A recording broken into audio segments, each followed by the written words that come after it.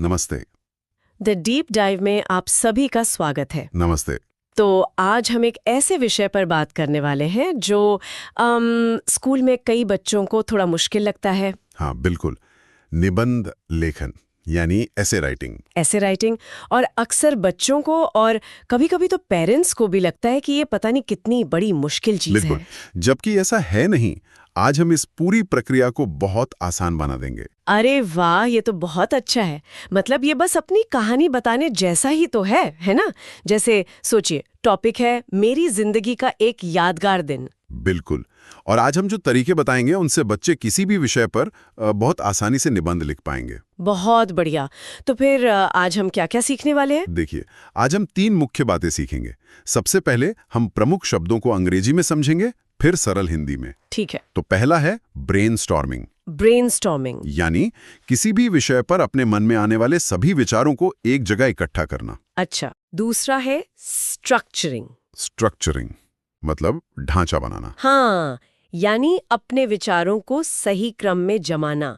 इसमें 3 मुख्य भाग होते हैं: इंट्रोडक्शन, बॉडी और कंक्लूजन। इंट्रोडक्शन, बॉडी और कंक्लूजन, ये तो सुना है। और तीसरा है इलैबोरेटिंग, इलैबोरेटिंग। यानी अपने छोटे-छोटे वाक्यों में और जानकारी और अपनी भावनाएं जोड़कर उन्हें बड़ा और दिलचस्प बनाना। बहुत अच्छे।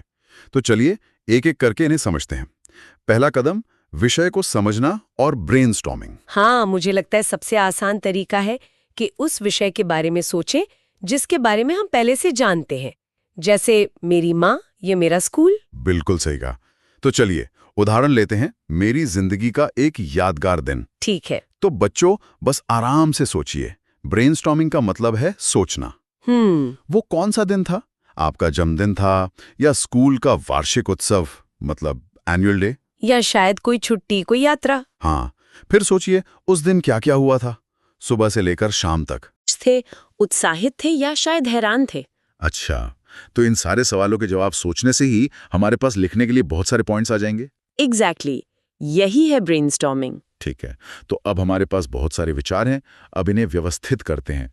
तो अब आता है दूसरा कदम, स्ट्रक्चरिंग। हाँ, अब हम इन बिखरे हुए विचारों को एक ढांचे में, एक स्ट्रक्चर में डालेंगे। एक अच्छे निबंध को ना अच्छी तरह से बंधा हुआ होना चाहिए। बंधा हुआ मतलब इसके 3 हिस्से होंगे। पहला, इंट्रोडक्शन यानी परिचय। इंट्रोडक्शन। इसमें बस 1 या 2 वाक्यों में ये बताना है कि आप किस बारे में लिख रहे हैं और वो दिन क्यों खास है। बस एक छोटी सी शुरुआत। ठीक है, उसके बाद आता है बॉडी यानी मुख्य भाग। ये निबंध का सबसे बड़ा हिस्सा होता है। हमको पूरी कहानी। अच्छा, तो बॉडी में पूरी कहानी आएगी और फिर आखिर में आता है कंक्लूजन यानी निष्कर्ष। इंक्लूजन। इसमें भी बस 1 या 2 वाक्यों में ये बताना है कि वो दिन आपके लिए यादगार क्यों है या आपने उस दिन से क्या सीखा। बस कहानी का एक अच्छा सा अंत। समझ गया। इंट्रोडक्शन, बॉडी और कंक्लूजन, शुरुआत, कहानी और अंत। बिल्कुल। ठीक है, तो ढांचा तो बन गया, पर लिखना कैसे शुरू करें? मतलब इन विचारों को वाक्यों में कैसे बदलें? ये है हमारा तीसरा कदम, राइटिंग एंड एलैबोरेटिंग। हाँ। इसका एक बहुत सरल तरीका है। आप छोटे-छोटे वाक्यों से शुरू करें। छोटे वाक्यों से, जैसे मान लीजिए आप लिखना चाहते हैं कि मुझे इनाम मिला। ये एक छोटा वाक्य है। हाँ, ये तो बहुत सिंपल है। अब इसे इलैबोरेट करते हैं। इसमें और जानकारी और अपनी भावनाएं जोड़ते हैं। अच्छा, तो इसे बड़ा और इंटरेस्टिंग बनाएंगे। हाँ, तो हम लिख सकते हैं, जब मंच पर प्रिंसिपल ने मेरा नाम पुकारा तो मुझे बहुत खुशी हुई और सभी ने मेरे लिए जोर-जोर से तालियां बजाईं। अरे वाह, ये तो बिल्कुल अलग लग रहा है, इसमें तो फीलिंग भी आ गई। यही तो है इलैबोरेशन। तो ये याद रखना है कि सिर्फ क्या हुआ नहीं लिखना है, बल्कि कैसा महसूस हुआ ये भी लिखना बहुत जरूरी है। इससे निबंध में जान आ जाती है। बिल्कुल। बहुत बढ़िया। तो अब मुझे लगता है कि हमारे श्रोताओं को ये तीनों कदम समझ आ गए होंगे। तो क्यों ना एक छोटा सा खेल खेला जाए। हाँ, एक मिनी प्रैक्टिस हो जाए। चलिए, तो पहला सवाल, अगर आपको मेरा प्रिय त्योहार विषय पर लिखना हो तो आप इंट्रोडक्शन में क्या लिखेंगे? सोचिए। आप ऐसा कुछ लिख सकते हैं कि भारत त्योहारों का देश है, लेकिन मेरा सबसे पसंदीदा त्योहार दिवाली है। बहुत अच्छा, एकदम सटीक शुरुआत है ना? अब दूसरा सवाल, निबंध के 3 मुख्य भाग कौन से होते हैं? What are the 3 main parts of an essay? ये तो बहुत आसान है।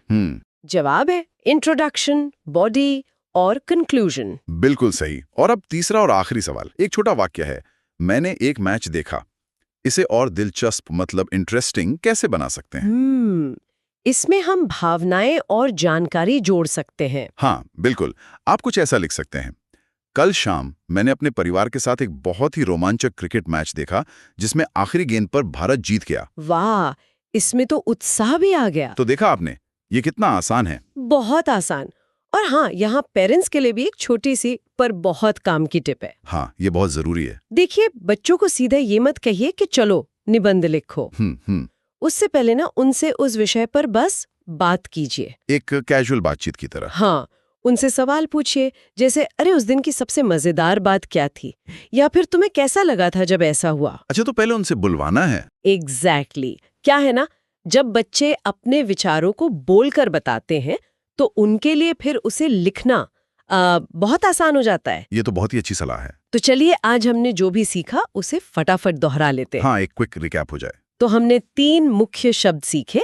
पहला था ब्रेनस्टॉर्मिंग, यानी किसी विषय पर अपने सभी विचारों को सोचना। दूसरा था स्ट्रक्चरिंग, यानी निबंध को 3 भागों में बांटना, इंट्रोडक्शन, बॉडी और कंक्लूजन। और तीसरा शब्द था इलैबोरेटिंग, जिसका मतलब है छोटे वाक्यों में अपनी भावनाएं और अधिक जानकारी जोड़ना। बहुत बढ़िया। मुझे लगता है अब निबंध लिखना किसी को भी मुश्किल नहीं लगेगा। बिल्कुल नहीं लगेगा। निबंध लिखना भी एक कला है, एक आर्ट है जो अभ्यास से मतलब प्रैक्टिस से और भी बेहतर होती जाती है। तो बच्चों, अगली बार जब स्कूल में निबंध लिखने को मिले तो घबराना बिल्कुल नहीं, बस इन 3 कदमों को याद रखना। ब्रेनस्टॉर्मिंग, स्ट्रक्चरिंग और इलैबोरेटिंग।